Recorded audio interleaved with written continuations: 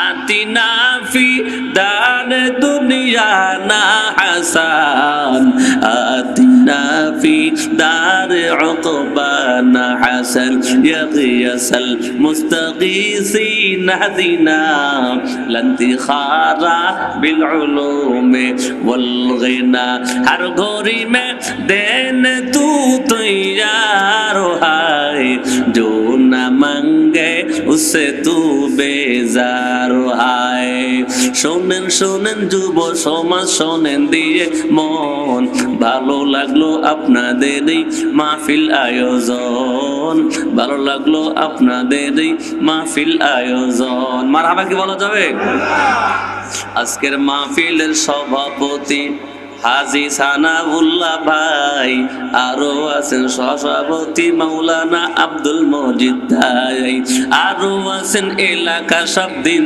দরদি ভাই সবাই মিলে আল্লাহ পাকের জান্নাত যাইতে চায় ঠিক না ঠিক আজকের মাহফিলের প্রধান অতিথি মৌলানা জাহেদুল ইসলাম ভাই আরো আছেন বিশেষ অতিথি সুরুজ্জামান তাই আরো আছি আমি অধম দেখছেন গো সবাই সবাই মিলে নবীর সাথে জান্নাত যাইতে চাই ঠিক কি না সবাই মিলে নবীর সাথে জান্নাত যাইতে চাই কারা কারা জান্নাতে যাব হাতে লড়া দেন সবাই কারা কারা জান্নাতে যাব হাতে লড়া দেন সবাই দিন ইসলামের পথে থাক নারায়ে তাকবীর বলেন সবাই লিল্লাহে তাকবীর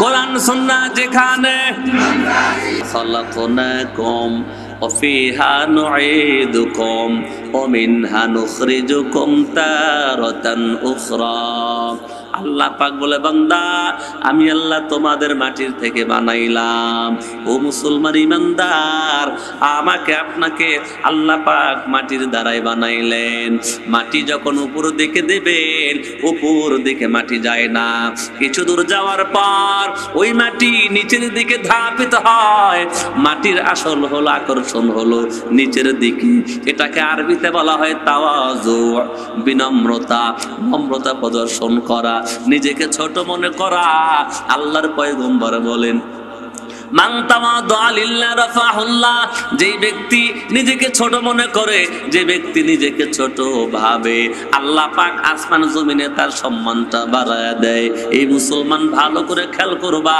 আগুনটার উপর দিকে আগুনটারে নিচের দিকে ফিকা মারবা এই আগুন নিচের দিকে যায় না আগুনের আকর্ষণ হলো উপর দিকে এর নাম হলো তাকাব্বুরি অহংকারী শয়তানকে আল্লাহ পাক আগুন দ্বারা বানাইলেন আদম নবীকে মাটির দ্বারা বানাইয়া আল্লাহ পাক বুঝায়া দেয় ও আদম সন্তান তোমরা মাটির তৈরি মাটি যেমন নিচের দিকে আকর্ষণ মাটি যেমন নিচের দিকে যায় তোমরাও নিজেকে ছোট মনে করবা অহংকার করবা না যৌবন দিলাম ক্ষমতা দিলাম সম্পদ দিলাম চেহারা দিলাম অবয়ব দান করলাম হায়াত দান করলাম হায়াত পাইয়া ধন সম্পত্তি পাইয়া অহংকার করবা না যৌবন পাইয়া অহংকার করবা না ক্ষমতা পাইয়া অহংকার করবা না কারণ ক্ষমতা দেওয়ার মালিক কে আওয়াজ করে বলতে হবে ক্ষমতা দেওয়ার মালিক কে এই ক্ষমতার চেয়ারে বসিয়া কোরআনের বিরুদ্ধে যারা কথা বলে আলেমের বিরুদ্ধে যারা কথা বলে মাদ্রাসার বিরুদ্ধে যারা কথা বলে এই দেশ থেকে যারা ইসলাম হটাইতে চায় আলেম উলামাকে হটাইতে চায় টুপি দেখতে পারে না দাড়ি দেখতে পারে না আমার আল্লাহ বুঝায়া দেয় দুনিয়ার কেউ না সরাইতে পারলেও আমার আল্লাহ সেকেন্ডের মধ্যে চেয়ার থেকে নামাইতে পারে ঠিক না ঠিক ক্ষমতার বড়াই করা যাবে কেউ সরাইতে পারবে না কেউ নামাইতে পারবে না এই কথা ভাবা ভুল না সঠিক সঠিক না ভুল কথা কয় না সঠিক না ভুল ছাগল 3টা 4টা 5টা 6টা ছাগল ঘাস খাইতেছে অনাথ হয়ে গেছে রাত্রি বেলায় কেমনে বাসায় চলে যাবে ছাগলের দল চিন্তা করে এত রাত্রে যদি বাসায় যাই রাস্তার মধ্যে বাঘে আর সিংহ খায়া ফেলবে। ছাগলগুলো বুদ্ধি কইরা বনের মধ্যে একটা টিলা খুঁজিয়ে পায়, টিলার নিচে একটা ছিদ্র দেখতে পাইল, সুরঙ্গ দেখতে পাইল, সুরঙ্গের মধ্যে ঢুকলো, রাত্রিটা যাপন করবে যেন বাঘ আর ভাল্লুক না খায়। কিন্তু ভেতরে ঢোকার পরে তাকাইয়া দেখে অন্যান্য ছাগলের মাথা, অন্যান্য ছাগলের পায়া, চামড়া, লেজ আর শিং সেখানে পড়ে আছে। তার মানে যেই ঘরটাতে ঢুকছে ওইটা বাঘের ঘর। কথা কোন ঠিক না বেঠি? ছাগলের ডাক দেখায়, বড় ছাগলকে কি করলেন?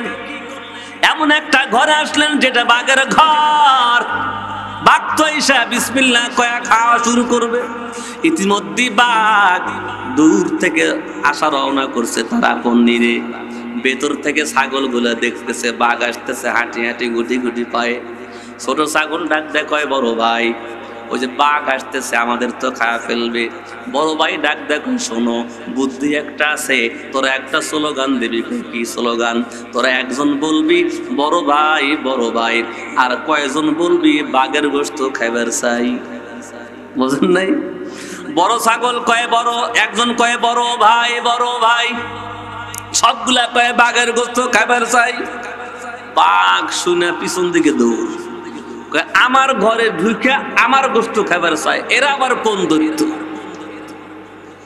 উপর থেকে বান্দর দেখে কয়, মামা ওইটা তো আপনার খাবার, ওইগুলা আপনার খাবার, আল্লাহ রহম করছে, খালি বিসমিল্লাহ কয়ে ঢোকেন না। কয় না, যে আওয়াজ দিছে এটা ছাগলের আওয়াজ না, এটা কোনো কাল দৈত্যর আওয়াজ। বান্দর কয়, আমি এটা প্রমাণ করেই ছাড়বো যে এটা ছাগল। বাঘে তা রাজি হয় না। বান্দর বাঘের লেজের সাথে লেজ বাঁধছে, বাইন্দারটাই না এনতেছে গর্তের দিকে। তো ভিতর থেকে ছাগল দেখে কয়, সর্বনাশ, বাঘ তো তখন গেছিল, কিন্তু বান্দর যে লেজের সাথে লেজ বাইন্দারটাই না এনতেছে, উপায় কি? বড় ভাই কয়, স্লোগান আগের ডাই। কথা ঠিক না বেঠি? মুসলমানের স্লোগান কয়টা? কথা কয় না, কয়টা স্লোগান? লিল্লাহে তাকবীর, আল্লাহু আকবার। ঠিক না বেঠি? নামাজের মধ্যে আল্লাহু আকবার, আযানের মধ্যে আল্লাহু আকবার, জব করার মধ্যে আল্লাহু আকবার, রমজান মাসে আল্লাহু আকবার। কথা কোন ঠিক না বেঠি? মুসলমান সব জায়গাতে নারায়ে তাকবীর দিয়া ময়দানে নামবে, নারায়ে তাকবীর দিয়া সামনে আগায় যাবে, লিল্লাহে তাকবীর দিয়া আল্লাহর উপর আস্থা রেখে কালেমার পতাকা উত্তোলন করবে। আল্লাহ এই জমিনে যতবার যতদিন বাতিল সামনে আসছে, যতবার যতদিন কোরআন সুন্নাহকে হেনস্থা করার জন্য বাতিল সামনে আসছে, তাওহীদ জনতা নারায়ে তাকবীর বলে রাজপথ কম্পন করেছে, শাপলা চত্বর রক্ত রঞ্জিত করেছে। এই মুসলমান ইমানদার, এদেশের মানুষ ইসলাম প্রিয়, মুসলিম মানুষ, এদেশের মানুষ মসজিদ প্রিয়, মাদ্রাসা প্রিয়, আলেম ওলামা প্রিয়, পীর মাশায়েখ প্রিয়। নারায়ে তাকবীর দিয়ে ডাক দিলে প্রত্যেকটা জনগণ তাদের বুকের রক্ত দিয়ে হলো ময়দানে এসে আবু সাইদের মতো রক্ত দিতে প্রস্তুত আছে। এদেশে ইসলাম থাকবে না, এই কথা কেউ বলতে সাহস পাবে না। ঠিক না ব্যাটিং জোরে বলে? যারা এই পায়তারা করেছিল তারাই গদির থেকে নামছে। ঠিক না ব্যাটিং? 53 বছর বয়সে এই দেশে কেউ ইসলামের বিরোধিতা করে টিকে থাকতে পারে? ছাগল কয় স্লোগান আগের ডাই। আমি কইমু, আপনারা কইবেন বড় ভাই বড় ভাই। কয় না? কি কর না কেন? ছাগল কয় বড় ভাই বড় ভাই। বাঘের গোশত খাইতে চাই। বাঘের তো লেজ ধরে টাইনে আনতেছে, লেজ বেঁধে। এখন বড় জন কয়, তোরা স্লোগান দিতে থাক, আর এর ফাঁকে আমি একটা বক্তব্য দেব। বাঘ দেখ কোথায় যায়। তো এরা যখন স্লোগান দিছে একদম কাছে আসছে, বড় ভাই বড় ভাই, এরা কয় বাঘের গোশত খাবার চাই। বড়জন কয়, স্লোগান বন্ধ কর। তোদের স্লোগানের জন্য তখন বাঘ পালাইতে পারছে। আমি 3 মাস আগে বান্দরকে 5000 টাকা ঘুষ দিছি, যে বাঘকে যেখানেই পাইবে প্রয়োজনে লেজের সাথে লেজ বাঁধে টাইনা আনবে। ওই বান্দর সেই ডিউটি পালন করতেছে, তোরা থাম। তো বাঘে কয়, ওই বান্দর 5000 টাকা খায় আমাকে ধরে দিবি। ও লেজ মে সিরে পিছন দিকে তো যাই রে। তো আমাদের এই দেশ মুসলমানের দেশ। কথা কন ঠিক না বেঠিক? আযানের ধ্বনিতে আমরা ঘুমাই, আযানের ধ্বনিতে আমাদের ঘুম ভাঙে, আজানের ধ্বনিতে আমরা দুপুরের লাঞ্চ করি, কথা কোন ঠিক না ঠিক?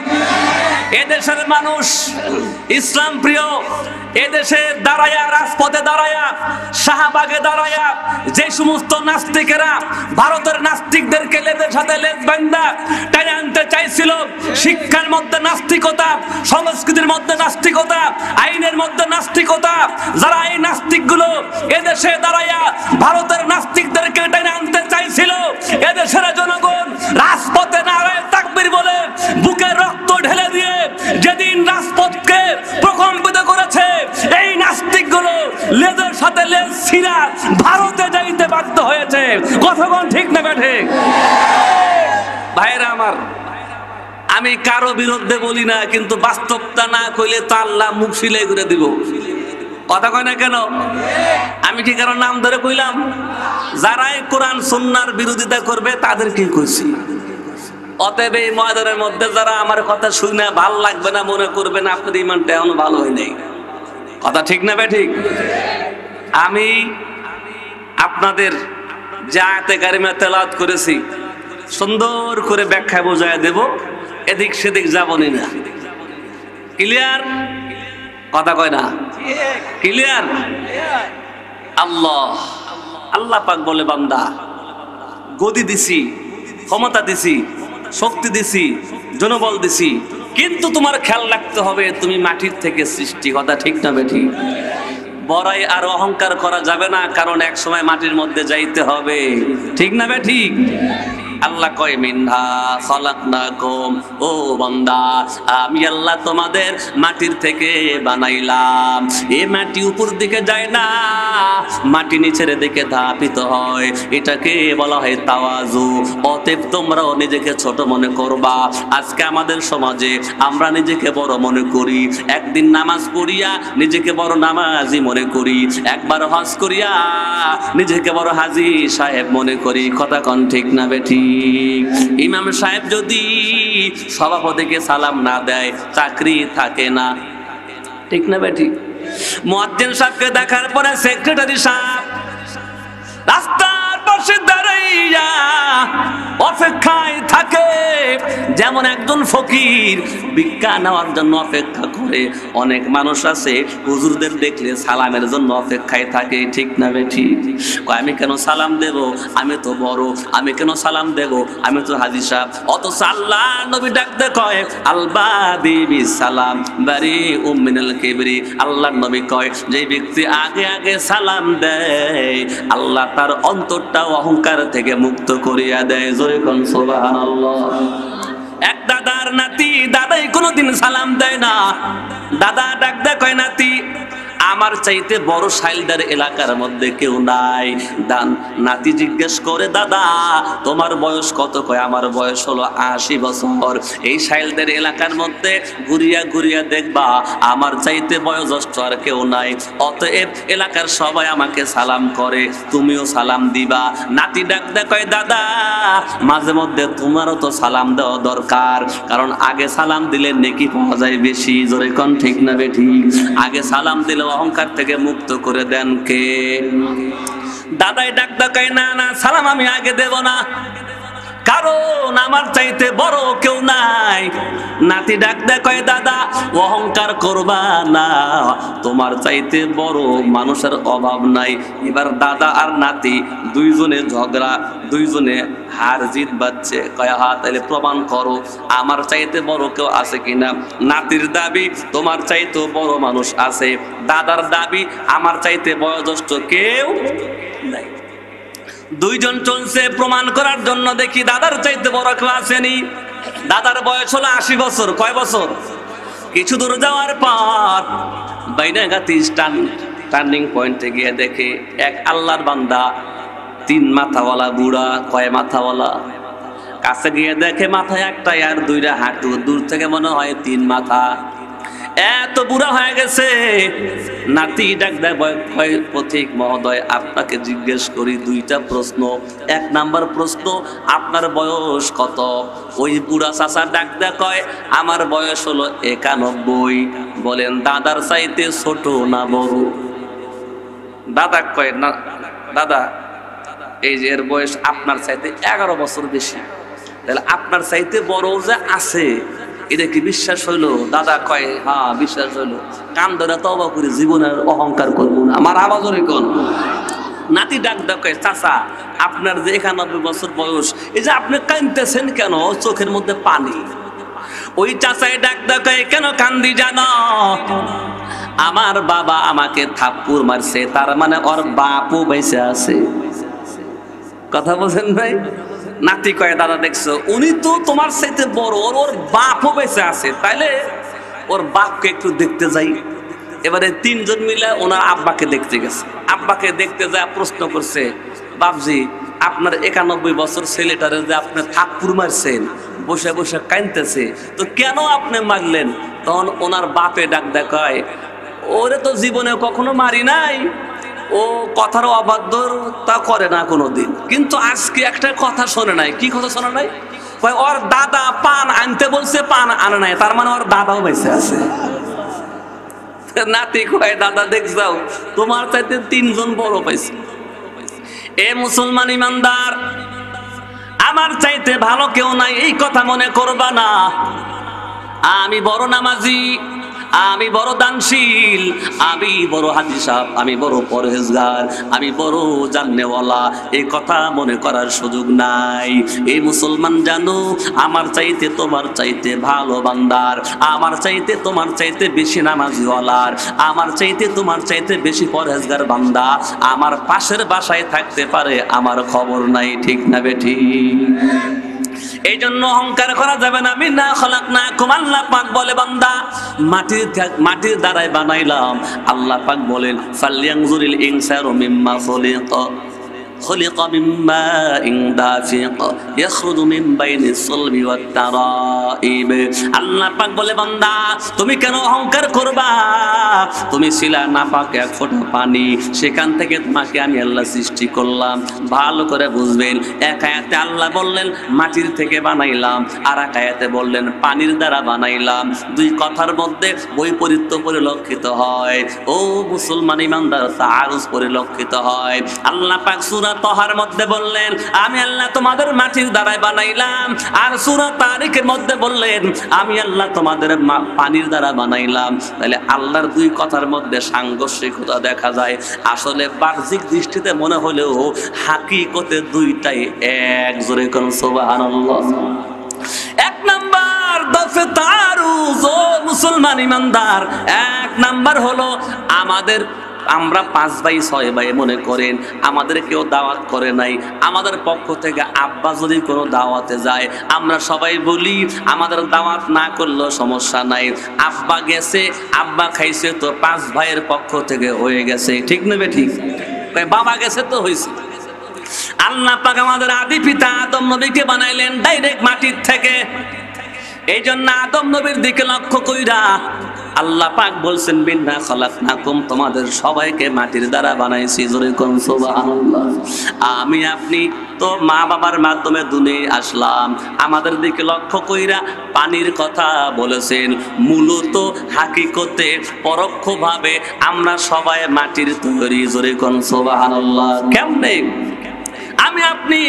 আমি আপনি হলো নাপাক পানির দ্বারা তৈরি। ওই নাপাক পানি হইছে রক্তর দ্বারা, রক্ত হইছে খাবারের দ্বারা, আর দুনিয়ার সব খাবার হয় মাটি থেকে। কথা ঠিক না বেঠিক? হুজুর আমরা গরুর গোশত খাই, এটা তো মাটির থেকে না। হ্যাঁ, গরুর গোশত মাটির থেকে নয়, কিন্তু গরু খায় ঘাস, ঘাস হয় মাটির থেকে। কথা ঠিক না বেঠিক? মুরগি খায় ধান, ধান হয় মাটির থেকে। আমরা যা কিছু খাই সবগুলো মাটির থেকে। তো মাটির থেকে হয় খাবার, খাবার থেকে হয় রক্ত, রক্ত থেকে হয় পানি, আর সেখান থেকে হয়েছে আমরা। মাঝখানে বাদ দিলে সব মাটির থেকে। কথা কোন ঠিক না বেঠিক? এই জন্য আল্লাহ কয় মিনহা খালাকনাকুম, বান্দা আমি আল্লাহ তোদের মাটির থেকে বানাইছি। অতএব অহংকার করা যাবে না, এই মাটির মধ্যে আবার আসতে হবে। ওয়াফিহা নুঈদুকুম, এই মাটির মধ্যে আবার আমি ফের নিয়ে আসবো। আমি আল্লাহ আবার ঘুরায়া মাটির মধ্যে পুনরায় নিয়ে আসবো। মাটির মধ্যে আমাদের যাওয়া লাগবে কি লাগবে না? একটা উদাহরণ দেই, তাহলে বুঝা যাবে আয়াতের ব্যাখ্যা। এক রাজা রাজত্ব করতেছে 42 বছর ধরে, জনগণ গণ অভ্যুত্থান করছে, তো রাজা ডাক দিচ্ছে প্রধান সমন্বয়ক 10 জনকে, তোমাদের চাওয়া পাওয়া কি? আমাদের চাওয়া পাওয়া হলো আপনি একা আর দেশ চালাতে পারবেন না, বহু খাইছেন, আমরা 5 বছর চালাবো। তো রাজা কয় 2টা শর্ত মানলে আমি তোমাদের হাতে দেশ ছেড়ে দিব। কয়টা শর্ত? এটা কিন্তু ভালো করে বুঝতে হবে, তাইলে আবার পরে মিলাতে পারবে। 1 নাম্বার, 5 বছরের জন্য দেশ ছাড়বো, 5 বছর পরে তোমরা আবার আমার কাছে দেশ ছেড়ে দিবা। এই 10 জন কয় যে খুব সুন্দর প্রস্তাব, এটা মানবো।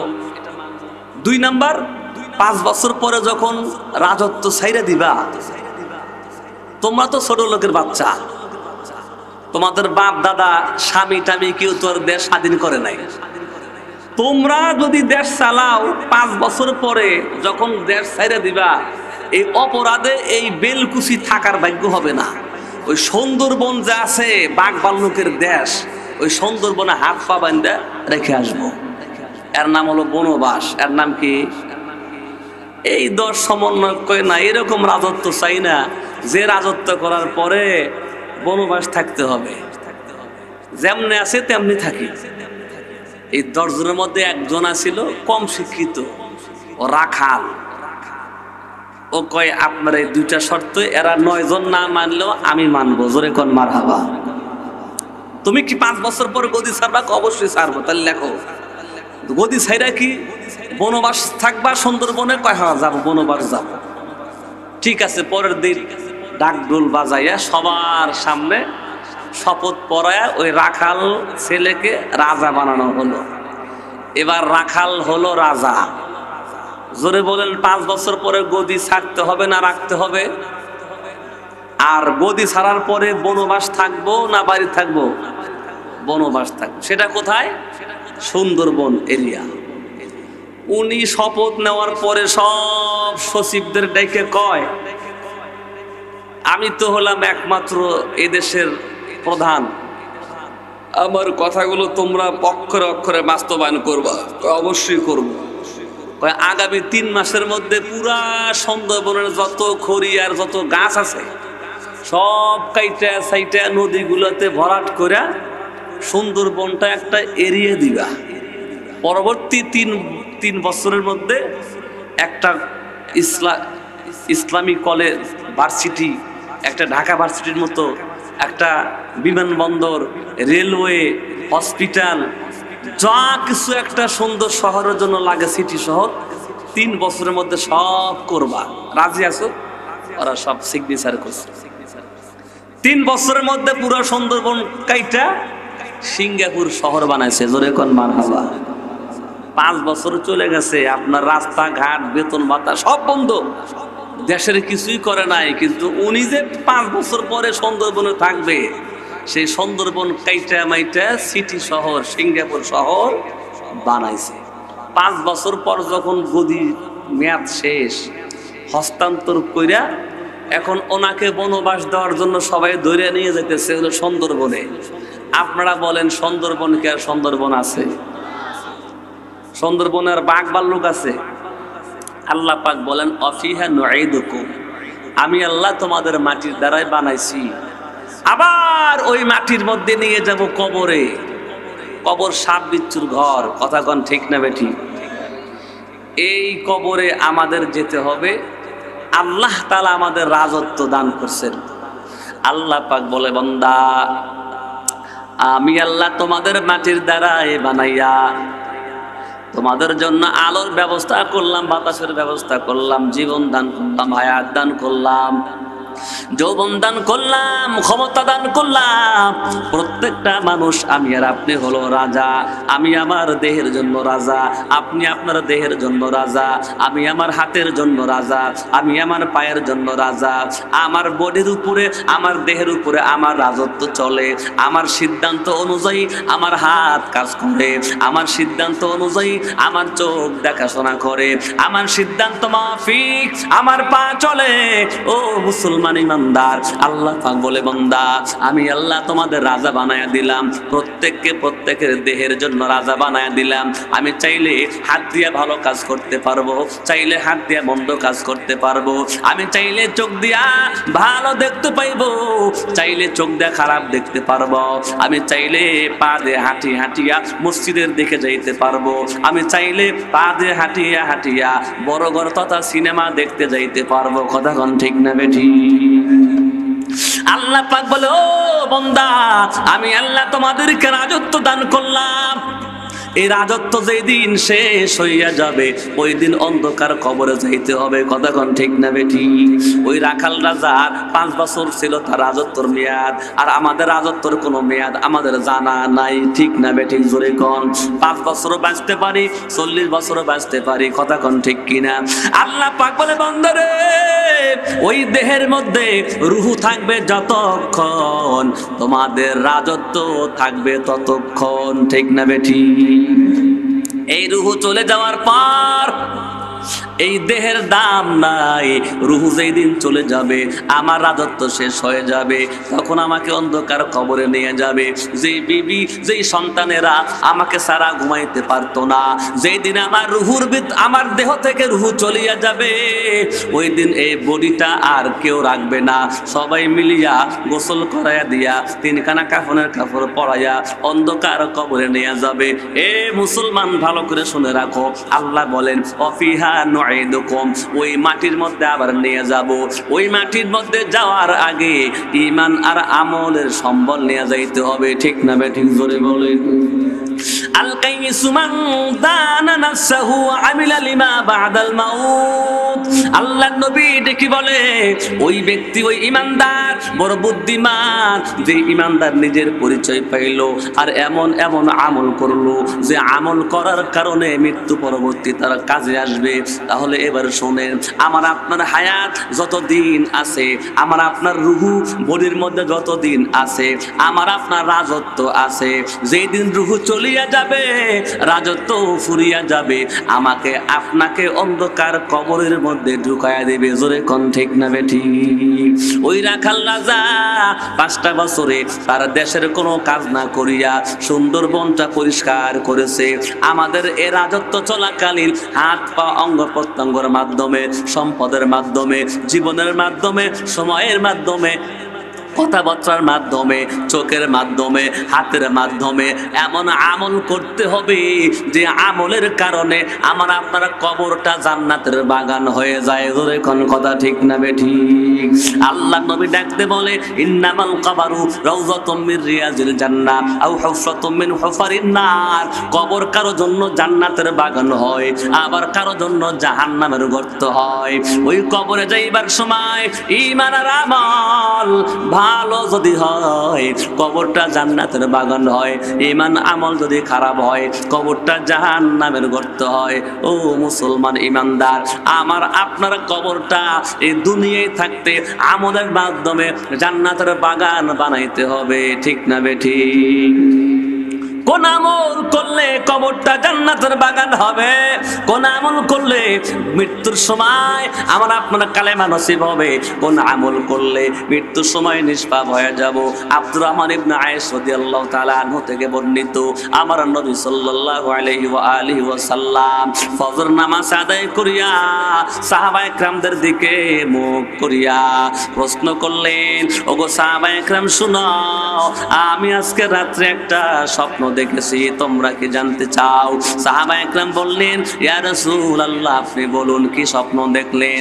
মায়ার নবী, দয়ার নবী বলে, আমি স্বপ্নের মধ্যে দেখলাম আল্লাহ পাক আমাকে স্বপ্নের মধ্যে বললেন, ইয়া মুহাম্মদ হাল তাদরি, ওগো মুহাম্মদ আপনি কি বলতে পারেন, আপনি কি জানেন ফীমা ইখতাসামুল মালাকুল আ'লা, ঊর্ধ্বতন ফেরেশতারা কোন বিষয় নিয়ে আকাশের মধ্যে আলোচনা করতেছে, এর বিষয়বস্তুকে আপনারা জানা আছে? নবীজি বলেন, আমি বললাম লা আদরি, আমি তো জানি না, আমি তো বলতে পারবো না। আল্লাহ পাক রব্বুল আলামিন তখন বিশ্ব নবীজি সাল্লাল্লাহু আলাইহি ওয়াসাল্লামের বক্ষের উপরে আল্লাহ পাকের কুদরতি হাত রেখে দিলেন। নবী আমার বলেন, যেই মাত্র আল্লাহ তাআলা তার কুদরতি হাত আমার বক্ষের উপরে রাখলেন, আসমানের সব খবর আমার কাছে উন্মোচিত হয়ে গেল। জোরে কোন সুবহানাল্লাহ। এবার আল্লাহ পাক জিজ্ঞেস করলেন, নবী আপনি কি এখন বলতে পারেন ঊর্ধ্বতন ফেরেশতারা কোন বিষয় নিয়ে আলোচনা করতেছে? নবীজি বললেন, হ্যাঁ, জি হ্যাঁ, আমি এখন বলতে পারবো, আমি এখন জানি।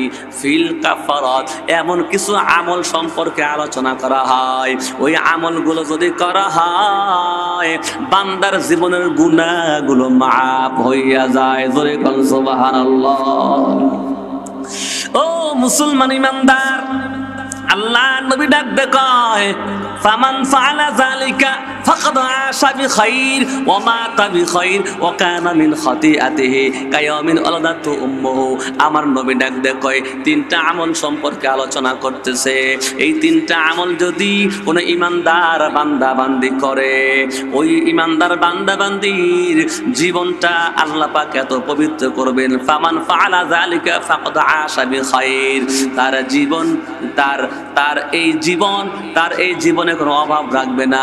ফাকাদ আশা বিখাইর, সে দুনিয়াতে পবিত্রতার সাথে সচ্ছলতার সাথে দুনিয়ার জীবন যাপন করতে পারবে। জোরে কোন সুবহানাল্লাহ। ওয়া মাতা বিখাইর, মৃত্যুর সময় ঈমান নসিব হবে। ওয়া কানা মিন খাতিআতিহি কায়ামিন ওয়ালাদাতু উম্মুহু। আমার নবী সাল্লাল্লাহু আলাইহি ওয়াসাল্লাম বলে, আর মৃত্যুর সময় এমন নিষ্পাপ হইয়া যাবে যেন এখন মায়ের গর্ভ থেকে ভূমিষ্ঠ হলো। জোরে কোন সুবহানাল্লাহ। আমল হলো তিনটা। জোরে কোন কয়টা? এই তিনটা আমল করলে তিনটা ফায়দা। এক নাম্বার ফায়দা হলো দুনিয়ার জীবনটা তার বরকতময় হবে। দুই নাম্বার, মৃত্যুর সময় কালেমা নসিব হবে। তিন নাম্বার, মায়ের গর্ভ থেকে জন্ম নিলে যেমন নিষ্পাপ হয়, আল্লাহ তাআলা এমন নিষ্পাপ তারে বানায়া দিবে। জোরে কোন সুবহানাল্লাহ। ওই তিনটা আমল করা দরকার আছে না নাই? কে কে করবেন একটু আল্লাহকে দেখান, আমল তিনটা করব ইনশাআল্লাহ। হাত তোলেন, হাত তোলেন ইনশাআল্লাহ।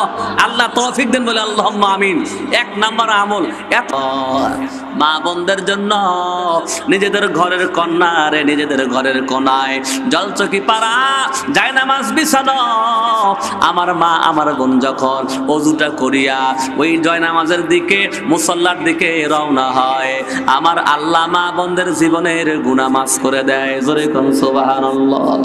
তিন নাম্বার আমল ইন্তেজারুস সালাত বাদা সালাওয়াত, এক ওয়াক্ত নামাজের পর অপর ওয়াক্ত নামাজের জন্য অপেক্ষায় থাকা। এক ওয়াক্ত নামাজ পড়ে আর এক ওয়াক্ত পড়ব, এই অপেক্ষায় অপেক্ষমান থাকা। এই হাদিসটির আরেকটি ব্যাখ্যা আছে, আবু হুরায়রা থেকে বর্ণিত, রাজুলুন কলবুহু মুআল্লাকুন বিল মাসাজিদ ইযা খারাজা মিনহু হাত্তা ইয়াউদা ইলাইহি। এমন ব্যক্তি যে মসজিদ থেকে নামাজ পড়ে বের হলো, আবার ঢোকার আগ পর্যন্ত তার কলবটা মসজিদের সাথে লটকে থাকে। জোরে কোন সুবহানাল্লাহ। এর অর্থ হলো জোহরের নামাজ পড়ে সে কাজে বের হয়ে গেছে, সে ডিউটিতে বের হয়ে গেছে, ঠিক তার দেহটা বাহিরে কিন্তু তার কলবটা মসজিদে। মানে তার মাথার মেমোরিতে এটা আছে, ফিকিরে আছে, যেই আসরের আজান দেবে আবার মসজিদে এসে নামাজ আদায় করব। আবার বের হয়ে গেল, যেই মাগরিবের আজান দিবে আবার আসব, এশার আজান দিলে আবার আসব, এই ফিকিরে সর্বদা থাকা। দয়ার নবী সাল্লাল্লাহু আলাইহি ওয়া আলিহি ওয়াসাল্লাম মালাকুল মউতকে দেখার পর কান্না শুরু করলেন। জিবরাইল আমিন আসলেন, ওগো নবী, রাহমাতুল লিল আলামিন নবী, খাতামুল আম্বিয়া নবী, মালাকুল মউতকে দেখার পর কেন কান্না করেন? আপনি কি মৃত্যুকে ভয় পান? মায়ার নবী ডাক দেখে, জিবরাইল, আমি মৃত্যুর জন্য কান্না করি না, আমি কান্না করি আমার উম্মতের মায়ায়। জোরে কোন সুবহানাল্লাহ। ও জিবরাইল গো, আমি নবী যদি আজকে বিদায় হইয়া চলিয়া যাই, আমার উম্মতের তওবা, আমার উম্মতের গুনাহ মাফ করবে কিনা আমি আমার আল্লাহর কাছে জানতে চাই। আল্লাহ পাক ডাক দিয়ে জানায় দেয়, ও জিবরাইল আমার বন্ধুরে শোনায় দাও, আমার বন্ধুর উম্মাতানি নবীর ইন্তেকালের পর যত গুনাহ খাতা ভুলভ্রান্তি ভাবে হয়ে যাবে, যত তওবা করবে, যত আমল করবে, যত দোয়া করবে, সব দোয়া কবুল করব এমনটা নয়। প্রত্যেকটা ঈমানদারের মৃত্যুর 1 বছর আগের যে দোয়াটা হবে, যেই তওবাটা হবে, ওই তওবা দোয়া কবুল করিয়া অতীত জিন্দেগীর তামাম গুনাহগুলো মাফ করে দেব। জোরে কোন সুবহানাল্লাহ। আল্লাহর নবীর কান্না বন্ধ হয় না। নবী আমার বলে, আসসানাতু কাসীরা, 1 বছর তো বড় লম্বা হয়ে যায়। মৃত্যুর 1 বছর আগের তওবা যদি কবুল করা হয়, পরবর্তী 1 বছর আর যদি তওবা কবুল না করা হয়, আমার উম্মত 1 বছরের মধ্যে 1000 কোটি কোটি গুনাহে কবিরা করবে। এই সিদ্ধান্ত আমার উম্মতের অনুকূলে নয়। আল্লাহ পাক জানায় দেয়, ও জিবরাইল আমার বন্ধুরে খবর শোনায়া দাও, 1 বছরের জায়গায় প্রত্যেকটা উম্মাতানির মৃত্যুর 1 মাস আগের দোয়া আমি আল্লাহ কবুল করব। আমার নবী ডাক দে বলে, আশারু কাসীরা, 1 মাস তো লম্বা হইয়া যায়। আল্লাহ পাক জানায় দেয়, এ জিবরাইল আমার বন্ধুরে শোনায়া দাও, প্রত্যেকটা ঈমানদারের মৃত্যু 7 দিন আগের তওবা কবুল করে গুনাহ মাফ করব। আমার নবীর কান্না বন্ধ হয় না।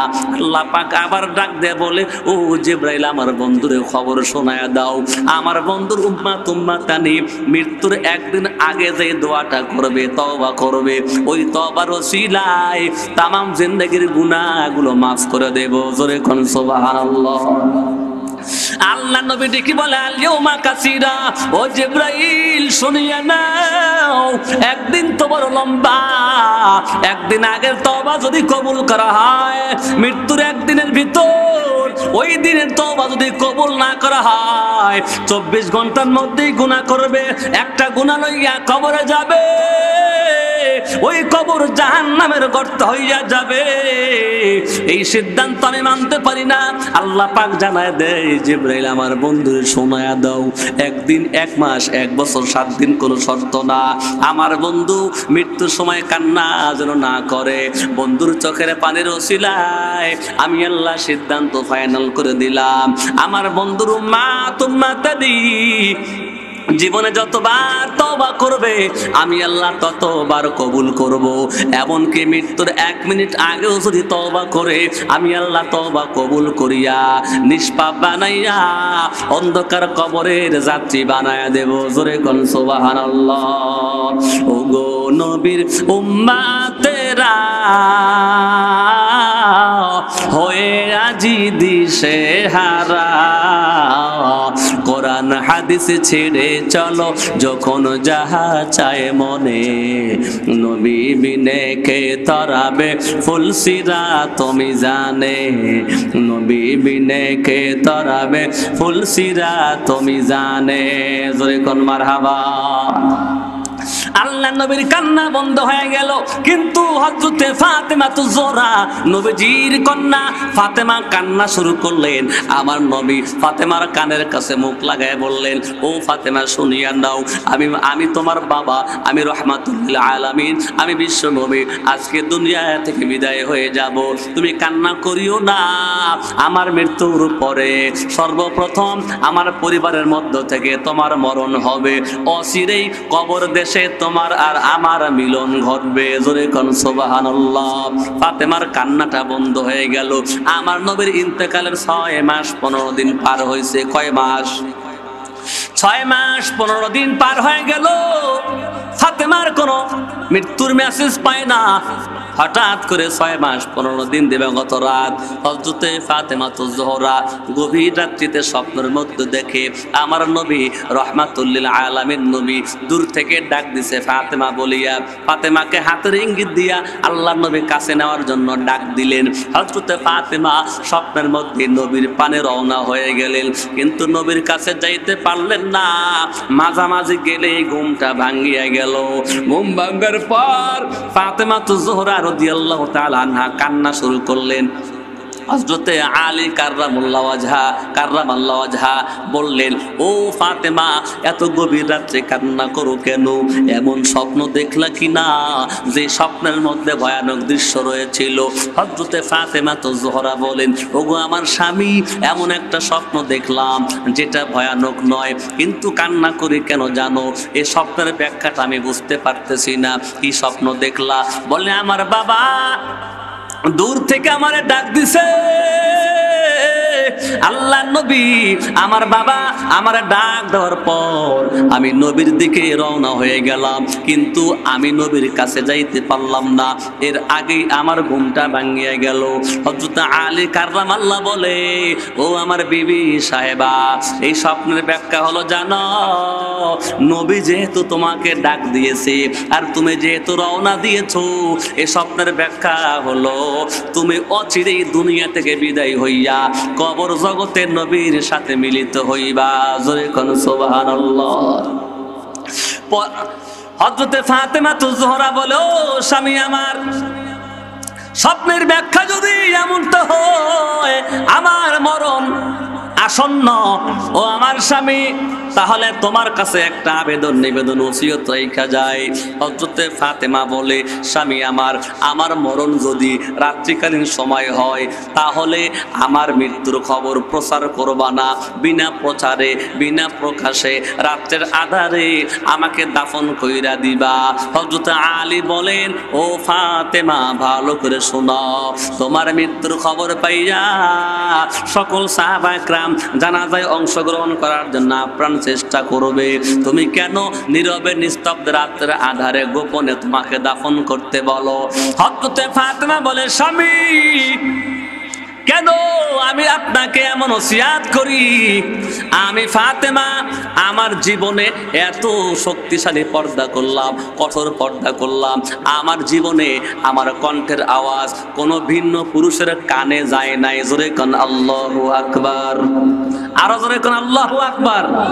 কয়, আমি ফাতেমার কণ্ঠের আওয়াজ কোনো পুরুষের কানে যায় নাই। আমি ফাতেমা ছোট না বড়, আমি ফাতেমা কালো না সাদা, আমি ফাতেমা মোটা না চিকন, কোনো ভিন্ন পুরুষ জানে না। অতএব মৃত্যুর পরে আমার লাশটা কারো সামনে লইবা না, বিনা প্রচারে রাতের আধারে আমার লাশটা দাফন করবা। জোরে কোন সুবহানাল্লাহ। এ বেলকুচি এলাকার মা গো, যুব সমাজের পক্ষ থেকে আজকের মাহফিলের আয়োজন আম হেদায়েতের প্রত্যাশায়। এ মা, তোমরা যদি জান্নাতে যাইতে চাও, জান্নাতের সরদারনি সকল জান্নাতি নারীদের নেত্রী হবে ফাতেমা। এই ফাতেমার মতো পর্দার আমল চালায়া যাইবা। আজকে দুনিয়াতে বেপর্দায় থাকিয়া মৃত্যুর পরে পর্দা করিয়া কবরে গিয়ে কোনো লাভ হবে না। হযরতে ফাতেমা তো জোহরা রাদিয়াল্লাহু তাআলা আনহা কেমন পর্দা করতেন, জীবনে কোনো পরপুরুষের কানে তার কণ্ঠের আওয়াজ পর্যন্ত যায় না। আল্লাহু আকবার জোরে বলেন। আমার নবী সাল্লাল্লাহু আলাইহি ওয়া আলিহি ওয়াসাল্লাম খাদিজাতুল কুবরার সামনে নবীজি বললেন, ও ফাতেমা তু সাইয়্যিদাতু নিসাই আহলিল জান্নাহ। অনুবাদ হলো, সকল জান্নাতি নারীদের নেত্রী হবে ফাতেমা। আল্লাহু আকবার জোরে বলেন। আম্মাজান হযরত হাওয়া আলাইহিস সালাম, হাওয়া আলাইহিস সালাতু ওয়াস সালামের কবর আমি অধম জিয়ারত করেছি। মক্কায় জেদ্দায় কবরস্থানে হাওয়া আলাইহিস সালাতু ওয়াস সালামের কবর আছে, আমি সেখানে জিয়ারত করেছি। অনেক লম্বা কবর। এই আম্মাজান হাওয়া আলাইহিস সালাতু ওয়াস সালাম পৃথিবীর প্রথম নারী, ইনিও জান্নাতে যাবে, কিন্তু জান্নাতের নেত্রী হইতে পারবে? কথা কয় না, নেত্রী হতে পারবে? মারিয়াম, আসিয়া, খাদিজা, আয়েশা সবগুলো মহিষী নারী জান্নাতি হবে, কিন্তু জান্নাতি সকল নারীদের নেত্রী হবে ফাতেমা। আল্লাহর নবী সাল্লাল্লাহু আলাইহি ওয়াসাল্লাম যখন হাদিসটা বললেন, যখন সুসংবাদ দিলেন, ওয়া ফাতেমাতু সাইয়্যিদাতু নিসাই আহলিল জান্নাহ, সকল জান্নাতি নারীদের নেত্রী হবে ফাতেমা। এই কথা শোনার পর খাদিজাতুল কুবরা রাদিয়াল্লাহু তাআলা আনহা নবীকে প্রশ্ন করে, নবী, আমি মা থাকতে আমার কন্যা কেমনে জান্নাতি সকল নারীদের নেত্রী হওয়ার সুসংবাদ পায়? সুসংবাদটা আমি পাওয়ার দরকার ছিল। আল্লাহু আকবার, জোরে বলুন। খাদিজাতুল কুবরা রাদিয়াল্লাহু তাআলা আনহা বলে, ওগো আমার নবী, ওই হেরা পর্বতে যারা হজ করতে গেছেন, হেরা গুহায়, হাজী সাহেবরা যখন হেরা গুহায় ওঠে, আল্লাহ নবী যেখানে ইকরা বিসমি রাব্বিকাল্লাযী খালাক আয়াতে কারিমা পাইলেন, নবুয়তি পাইলেন, জিবরাইল আমিন যেখানে আসলেন, ওই হেরা পর্বতে, হেরা গুহা, ওই পাহাড়ে উঠতে 2 থেকে 3 ঘন্টা সময় লাগে। জোরে কন্না আল্লাহু আকবার। আমার নবী যে গুহার মধ্যে থাকতো গো, ওই গুহায়, হীরা গুহায় উঠতে লাগে 2 থেকে 2.5 ঘন্টা। হযরতে খাদিজাতুল কুবরা বলে, নবী, আমি মহিলা মানুষ, প্রত্যেকদিন 2 বার সকালে এবং বিকালে আপনার নাস্তার জন্য আমি খাদিজা ওই পাহাড় বেয়ে বেয়ে উঠে আপনার নাস্তা দিতাম। ওগো আমার নবী, যেই দিন আপনি নবুয়তি পাইলেন, জিবরাইল আপনাকে চেপে ধরলো, আপনি বড় ভয় পাইলেন, আপনি বাসায় চলে আসলেন, জাম্মিলুনি বইলা আপনি আওয়াজ দিলেন, আমি আপনাকে কম্বল দিয়ে জড়ায়া ধরলাম, আমি আপনাকে সান্ত্বনা দিলাম। দুনিয়ার সকল মানুষের আগে আমি খাদিজা আপনার উপরে ঈমান আনলাম। আল্লাহু আকবার, জোরে বলেন। আমার যত সম্পদ আপনার ইসলামের জন্য বিসর্জন দিলাম। ওগো আমার নবী, ওই দুর্দিনে আমি আপনার পাশে ছিলাম। অতএব জান্নাতি সকল নারীদের নেত্রী হওয়ার সৌভাগ্য আমারই তো হওয়ার কথা, আমার কন্যা কেমনে হয়?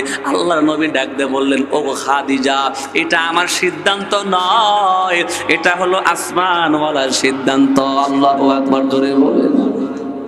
এরপরও আমার নবী প্রশ্ন করে, খাদিজা, 2টা প্রশ্ন করব, জবাব দিবা। 1 নাম্বার প্রশ্ন, ও খাদিজা, তোমার বয়স, তোমার এই পুরা বয়সের, তোমার পুরা লাইফের কয় বছর বয়স ঈমানের আগে কাটাইলা, আর কয় বছর বয়স ঈমান নেওয়ার পরে কাটাইলা? হযরতে খাদিজাতুল কুবরা বলে, 55 বছর বয়সের আগে তো ঈমান পাই নাই, 55 বছর বয়সের পরে আপনার প্রতি ঈমান আনলাম। তাহলে আমার হায়াতের 55 বছর গেছে ঈমান ছাড়া, আর 55 বছরের পরে পাইলাম ঈমান। আল্লাহর নবী প্রশ্ন করে, আমার কন্যা, তোমার কন্যা ফাতেমার জীবনের কয় বছর ঈমান ছাড়া আর কয় বছর ঈমান বিশিষ্ট? বলে, ফাতেমার পুরো জীবনই তো ঈমানওয়ালা। আল্লাহু আকবার, জোরে বলেন।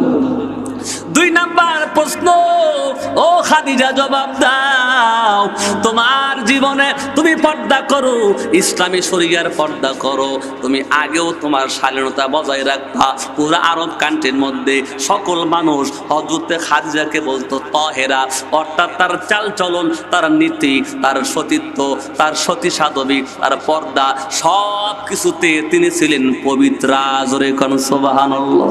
আল্লাহ নবী ডাক দিয়ে বললেন, তুমি ইসলামী শরীয়তের পর্দা করো কয় বছর বয়স? কয়, আমার 55 বছরের আগে তো ইসলামী পাই নাই পর্দা। ইসলামের পর্দার তো প্রশ্নই আসে না, উত্তর আগেরটাই। ওগো নবী, আমার 55 বছর আগে ঈমান পাই নাই, পরে ঈমান পাইছি। 55 বছর আগে কোনো আমল নাই, পরে আমল পাইছি। কথা কোন ঠিক না ঠিক? নবী কইলেন, আমার কন্যা ফাতেমা পর্দা করে কয় বছর বয়স থেকে? খাদিজা বললেন, আপনার কন্যা ফাতেমা পর্দা করে ছোট থেকেই। জোরে কোন সুবহানাল্লাহ। নবীজি বললেন, তাহলে খাদিজা বলো, কিয়ামতের মাঠে যদি তোমার ঈমান আর তোমার পর্দার আমল এক পাল্লায় দেয়, ফাতেমার ঈমান আর ফাতেমার পর্দার আমল যদি আরেক পাল্লায় দেয়, কাঠটা ভারী হবে? হযরত খাদিজা মুস্কি হেসে দিয়ে বললেন, আমাদের কন্যা ফাতেমার ঈমান আর আমলের পাল্লায় ভারী হবে। নবী তখন বললেন, তাহলে তুমি বলো, জান্নাতি রমণীদের নেত্রী হওয়ার হকদার তুমিই না কন্যা ফাতেমা? উনি মুস্কি হেসে দিয়ে বললেন, তাহলে আমার কন্যা ফাতেমাই বেশি হকদার। জোরে কোন সুবহানাল্লাহ। নবীজি বললেন, ফাতেমা তুমি যদিও জান্নাতি সকল নারীদের নেত্রী, কিন্তু জেনে রাখো তোমার আগে আল্লাহ আল্লাহর বান্দিকে জান্নাতে দিবে। জোরে কোন সুবহানাল্লাহ। তোমার আগে আর একজন জান্নাতে যাবে। ফাতেমা বললেন, সে কে? কি আমল তার? নবীজি বললেন, তার মধ্যে 4টা আমল আছে। আল্লাহু আকবার জোরে বলেন। কয়টা আমল আছে? মা বোনেরা যারা আছেন শুনে রাখেন, আর মা বোনদের অভিভাবক যারা আছেন আপনারা শুনে রাখেন, মা বোনদের গিয়ে বলবেন। নবীজি বললেন, অমুক বাসায় তুমি যায় দেখা করে আসবে। ফাতেমা গেলেন, বাড়ি থেকে সালাম দিলেন। ভেতর থেকে এক মহিলা খুব নিম্ন কণ্ঠে উত্তর দিয়া জিজ্ঞেস করলেন, মা নামতে কে আপনি? বললেন, আনা ফাতেমা। আনা ফাতেমা তো বিন্তু মুহাম্মদ ইবনে আব্দুল্লাহ। বলেন, আমি মুহাম্মাদের কন্যা ফাতেমা। বললেন, কিছু বলবেন? বলে, ভেতরে আসতে পারি? মহিলা বললেন, আমার তো স্বামী বাসায় নেই, স্বামী কাজে গেছে, রাত্রে আসবে, অনুমতি নেব, আপনি আগামীকাল আসতে পারেন। সুবহানাল্লাহ। কি বুঝলেন? স্বামীর কথা মানে কি মানে না? এই কারণেই আল্লাহ তাআলা ওকে তোমার আগে জান্নাত দেবে। জোরে কোন সুবহানাল্লাহ।